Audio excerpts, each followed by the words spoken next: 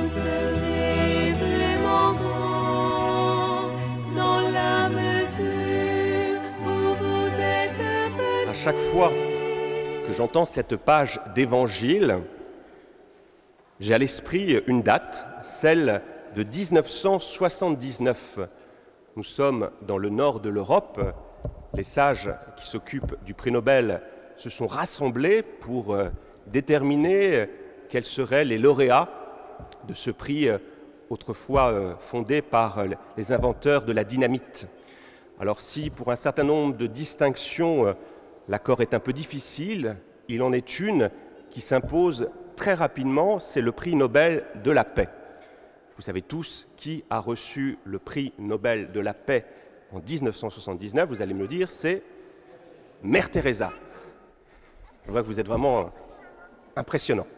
Donc c'est Mère Teresa.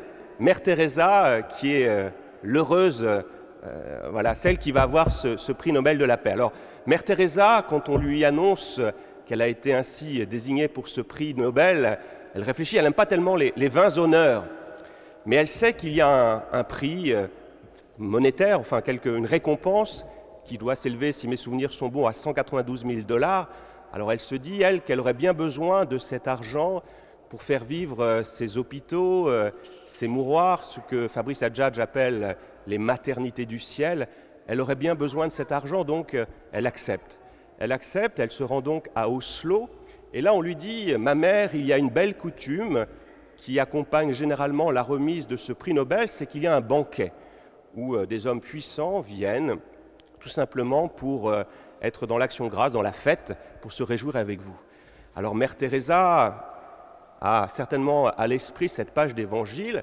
Que nous dit cette page d'évangile? Quand vous faites un banquet, quand vous invitez du monde, ne choisissez pas les puissants, mais plutôt les petits, les pauvres. Alors Mère Teresa se dit qu'elle aimerait bien inviter à ce banquet, plutôt que les illustres, les gens illustres, plutôt les petits. Mais elle se rend bien compte que les faire venir d'Inde pour arriver jusqu'à Oslo, c'est compliqué. Donc elle va rencontrer les organisateurs du prix Nobel et leur dit, voilà, ne serait-il pas possible d'organiser un banquet, mais non pas à Oslo, mais plutôt chez moi. Et là, je pourrais inviter tous ceux que je rencontre dans la rue, tous ces petits, tous ces gens qui n'ont rien. Je serais tellement heureuse d'être avec eux, de partager cette récompense, parce que en me récompensant, c'est eux que vous avez récompensés. Et donc là, les organisateurs du prix Nobel réfléchissent et finalement acceptent. En cette année 79, il n'y aura pas de banquet à Oslo, mais en Inde. Voilà une belle histoire que j'aime beaucoup, qui nous permet véritablement d'illustrer notre page d'évangile que nous venons d'entendre. Ça la rend beaucoup plus concrète. Ça nous montre que ce que dit le Christ, c'est réalisable. Ce qui est très beau dans cette page d'évangile, c'est de voir le contraste qui existe. Je vois un jeune homme qui aimerait bien faire la prédication à ma place, mais il est un peu jeune pour entrer au séminaire et pour être ordonné. Mais dans quelques années, à la grâce de Dieu, vous aurez la chance de le rencontrer et de l'écouter, peut-être à Jeanne d'Arc, s'il a le bon goût de choisir ce beau diocèse de Rennes. Quel que soit le lieu où il choisira, ce sera très bien. Quelle que soit la vocation qu'il choisira, ce sera très bien. Mais revenons à notre page d'évangile. Donc, ce qui tranche véritablement dans cette page d'évangile et avec cette histoire que je viens de vous rappeler, c'est cette humilité absolue qu'incarne Mère Teresa et l'orgueil absolu de ce pharisien qui souhaite occuper cette première place. Et je crois que notre page d'évangile peut nous permettre de réfléchir quelques instants à cet orgueil.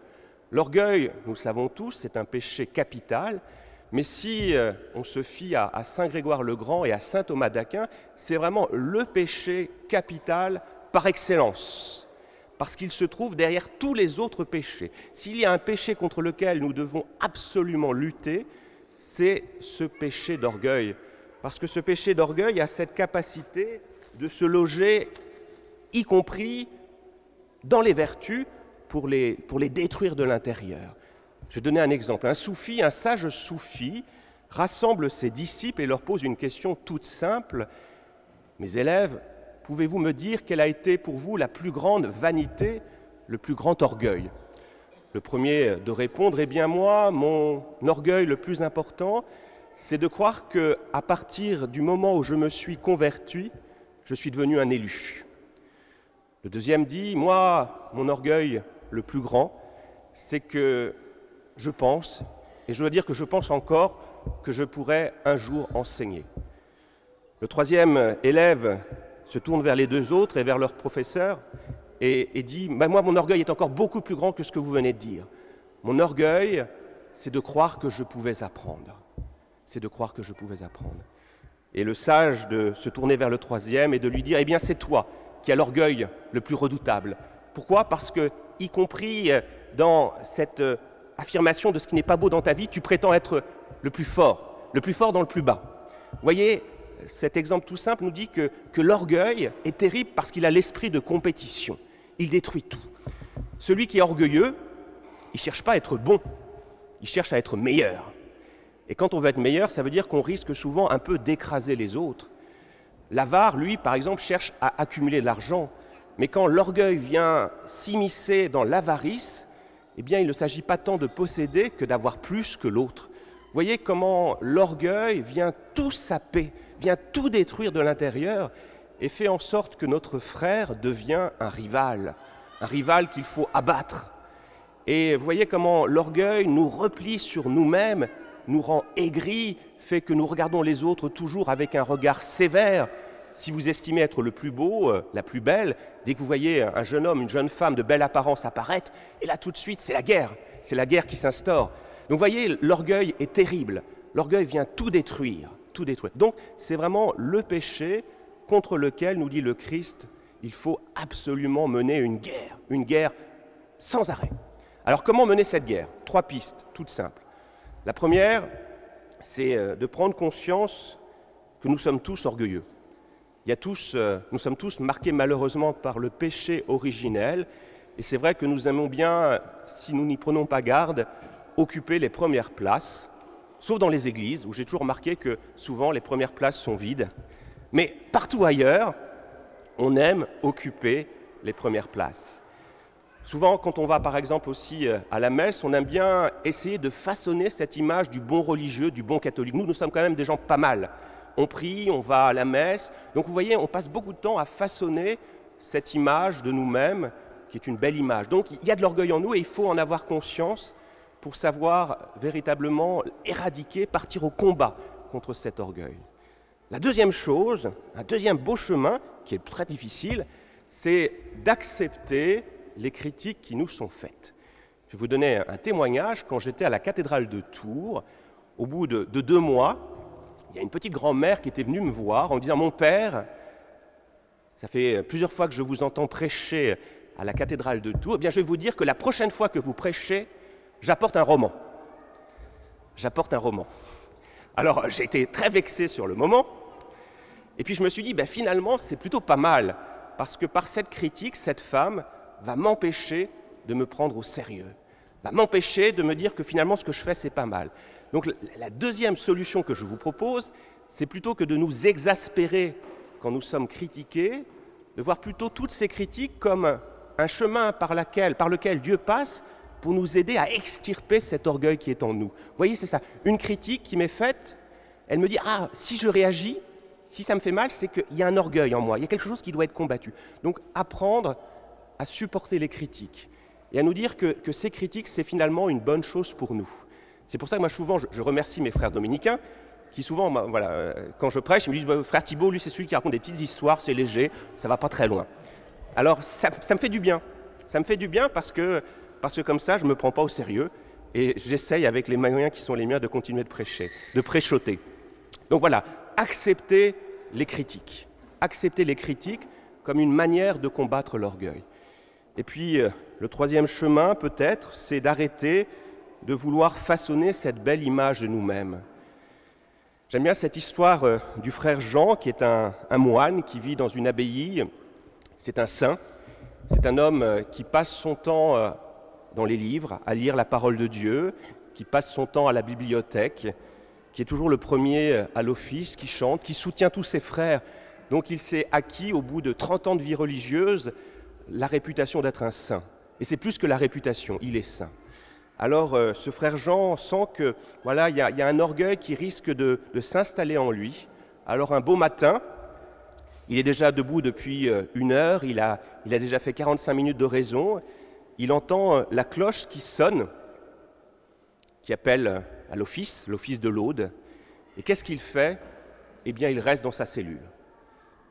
Il prie, et puis au bout de 20 minutes, il rentre dans l'église avec un beau sourire.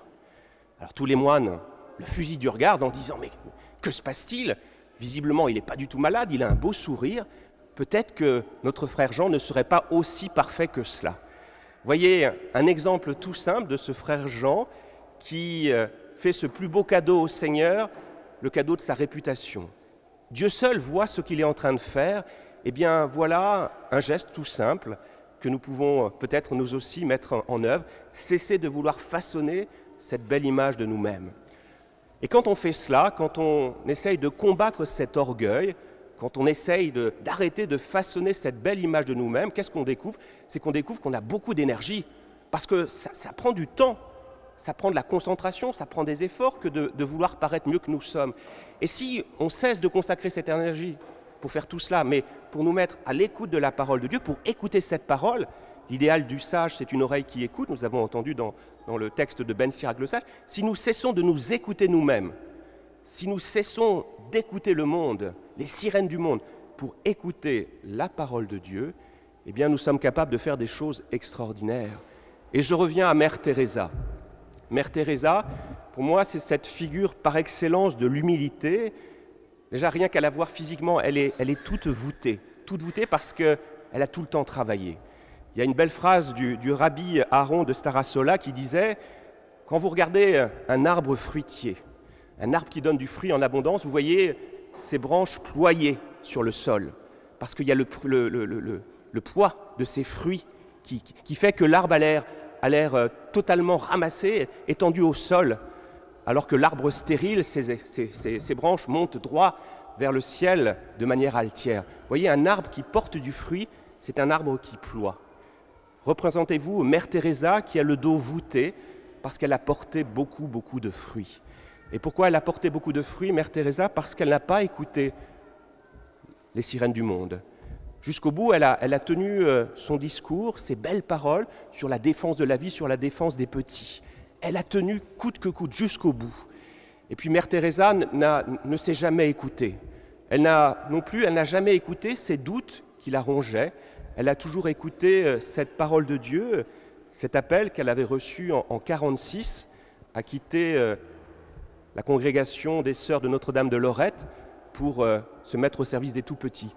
Quand elle est partie en 1948, quand elle a quitté cette communauté pour créer sa congrégation des Sœurs missionnaires de la Charité, elle est partie avec 5 roupies en poche, mais avec cette certitude que c'est la voie du Seigneur qu'elle voulait suivre.